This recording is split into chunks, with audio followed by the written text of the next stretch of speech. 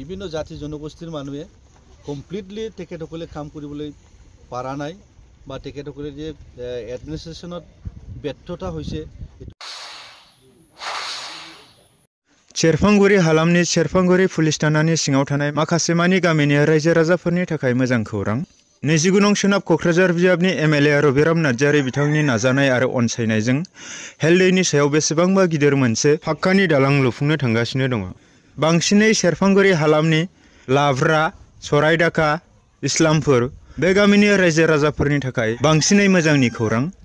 जाय बैफोर गामिनिफ्राय थोंजोङै सेरफांगुरि बाजारसिम थांलाय फैलाय खालामनायाव उसुबिदा जादोंमोन, बै बिथांमोनहा दा बैबायदि उसुबिदाजों मोगा-मोगि जानांनाय नंलिया। बेजोंनो लोगोसे जाय सेरफांगुरियाव फरायनाय फरायसा फरायसुलि बिथांमोनहा हेलदैनि माखासे दैबानानि थासारिजों बिथांमोनहा फरायसालिसिम फैनायाव माखासे गोबांथार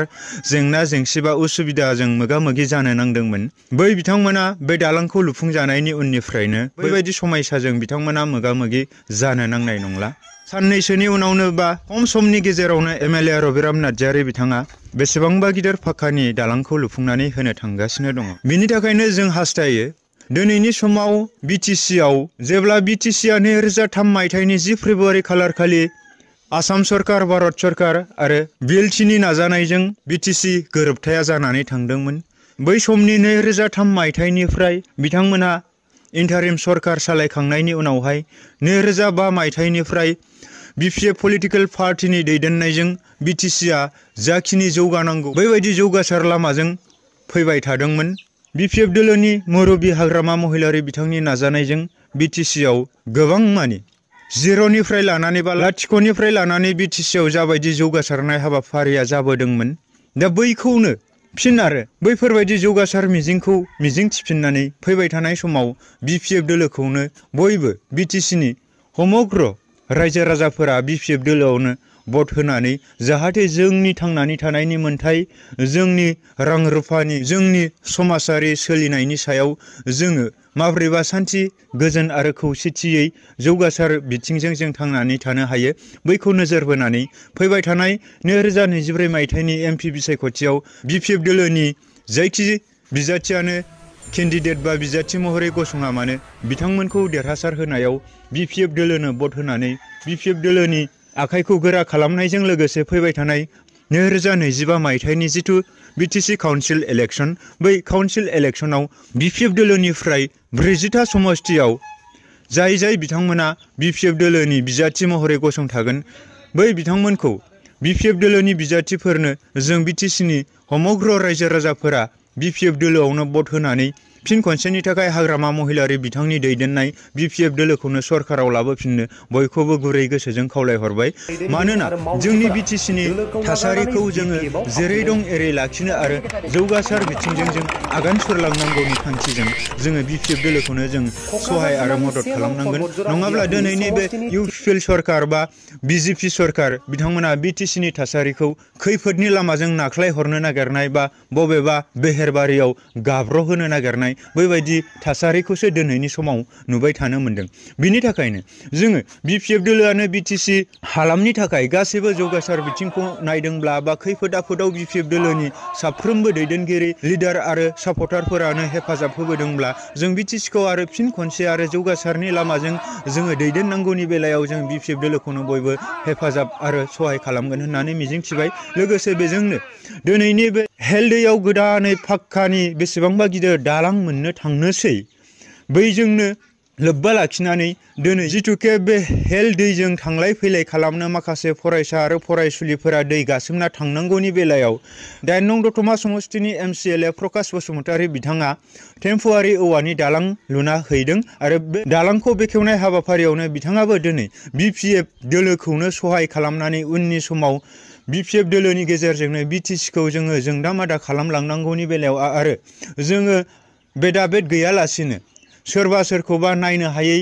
सोरबा सोरनिबा सायाव रागा जोंनाय, गावजों गाव सैलायै मेहेर दावहेर खालामलायनाय बैफोरखौ नागारलायनानै जोङो बिपिएफ दोलोआवनो बयबो भट होनानै जोङो सान्थि आरो खौसेथियै जों थांनानै थानांगोन, बे बाथ्राखौ बिथाङा बुंथिदों। लोगोसेनो एमएलए रबिराम नार्जारी बिथांनि नाजानाय आरो अनसायनायजों दिनै बे बेसेबांबा गिदिर फाक्कानि दालाङा हेल दैमानि सायाव जानो थांगासिनो दं होननानै खौरां बिजोंनि गेजेरजों बयनिसिमबो खावलायदों आरो दिनैनि जिथु बिटिसिनि कोआलिशन इउपिपिएल जिएसपि बिजेपि सरकारा दिनैनि समाव बिथांमोना सरकार खुंनायाव फेलें जानांदों होननानैबो बिथाङा रोखायै बुंथिदों आरो जों साफ्रोमबो बिटिसिनि जनसाधारन सुबुंफोरा मोनथियो जे दिनैनि बिटिसिनि थासारिया जोबोद माने हारा गैयै सिनस्रि गैयै बै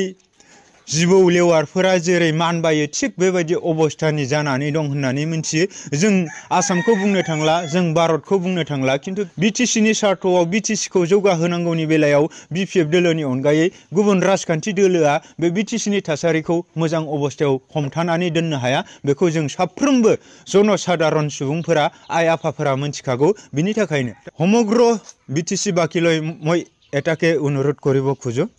আমি যদি বিটিসিখন যেনেকৈ আছে তেনেকৈ ইণ্টিগ্ৰেট ৰাখিবলৈ আৰু আমি উন্নয়ন শান্তি আৰু প্ৰগতিৰ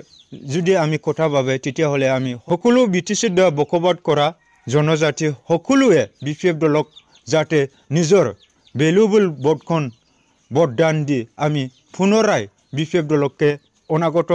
2025 বিপিএফ দলকে আমি শাসন ভাৰত আনিব লাগিব তেতিয়াহে আমি বিটিসিত শান্তি উন্নতি আৰু প্ৰগতিয়ে আমি জীয়াই থাকিব পাৰিম তাৰ কাৰণে মই সকলো বিটিসিত বকবাদ কৰা সকলো জনগোষ্ঠীলৈ মই ইটোকে অনুৰোধ কৰিলে যাতে অনাগত 2024 এমপি নিৰ্বাচনত বিপিএফ দলৰ যোনিয়ে প্ৰাৰ্থী নহয় কিয় তাকে আমি ভোট দি জয়যুক্ত কৰিব লাগিব আৰু অনাগত দিনত 2025 যিটো বিটিসিৰ কাউন্সিল ইলেকশ্যন 40টা সমষ্টিৰ ভিতৰত যোনকেইটাই বিপিএফ দলৰ পৰা টিকেট পাব বা প্ৰাৰ্থী থিয় হ'ব তাকে আমি আমাৰ মূল্যৱান ভোটখন দি আমি সকলো বিপিএফ কেণ্ডিডেট বা প্ৰাৰ্থীসকলক আমি জয়যুক্ত কৰি পুনৰ হাগ্ৰামা মহিলাৰী দেৱে নেতৃত্ব দিয়া বিপিএফ দলকে আমি শাসন ভাৰত আনি আমি ইয়াত বিটিসিত শান্তিকে আমি বকবাদ কৰিব পাৰিম বুলি মই সকলোলৈ অনুৰোধ কৰিছোঁ ধন্যবাদ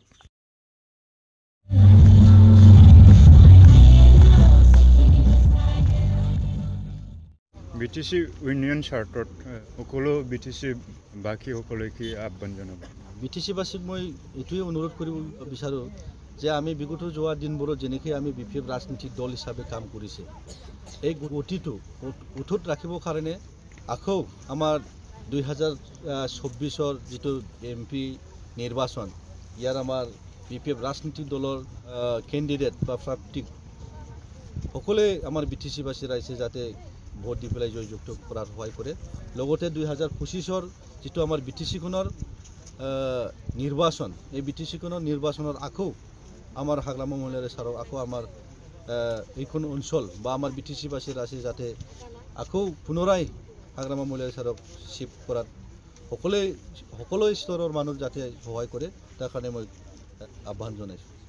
আজিৰ দিনত যিটো বিটিসিৰ চৰকাৰ জিএছপি ইউপিপিএল বিজেপি তেখেতসকলে ব্যৰ্থতা হৈছে নেকি তেখেতসকলক মই অকল মই কোৱা নহয় চবেই আমাৰ এই বিটিসিবাসী ৰাইজ সকলে বিভিন্ন জাতি জনগোষ্ঠীৰ মানুহে কমপ্লিটলি তেখেতসকলে কাম কৰিবলৈ পৰা নাই বা তেখেতসকলে যে এডমিনিষ্ট্ৰেশ্যনত ব্যৰ্থতা হৈছে এইটো চবেই স্বীকাৰ কৰিব তো ইয়াৰ কাৰণে আগন্তুক দিনত এইখন অঞ্চল আমাৰ বিটিসিখনৰ 33 লাখ জনসাধাৰণৰ ৰাইজে আমাৰ বিপিএফ ৰাজনীতিক দলক আকৌ চৰকাৰখনত বহাবৰ কাৰণে তেখেতসকলে যুঁজা চলাইছে অলৰেডি खुलुमबाय जे सेवराय दाखा बे ओनसोला हान्था मेलानि थाखाय बिराद मोगा मोगि जानांनाय गोबाव समनिफ्रायनो जाबोबाय थादों मा जानांबोबाय थादों बा जोंना एमएलए सारा बुंनाय मथे बेहाय फाखानि दालां जानो थांगासिनो दं खुब खम समनि गेजेरावनो बे फाखानि दालाङा बेवहाय लुफुं जासिगोन लोगोसे बेवहाय आपातत ओरैनो टेम्परारि हिसाबै गथ' गथायफोर स्कुलाव थांनांगौनि सार्थआव बा गथ' गथायनि स्कुलाव थांलाय फैलाय खालामनांगौनि थाखाय आङो बे दालां ओरैनो औवानि दालां बेखौ लुफुंनाय होनायजों लोगोसे बेवहाय अपेनिं खालामनो मोननानै आङो खुब गोसोखौ गोजोननाय मोनदों आरो बे ओनसोलनि रायजो राजाफोरखौ बाख्नायनांगोन बिथांमोना समस्त जोंनि बिपिएफ राजनिति दोलोनि जे नीति आदर्श बिथांमोना जोंनि नीति आदर्शखौ थांनाय गोबाव समनिफ्रायनो बरायबोदों बिथांमोना जोंनि खोथा मथे बा जोंनि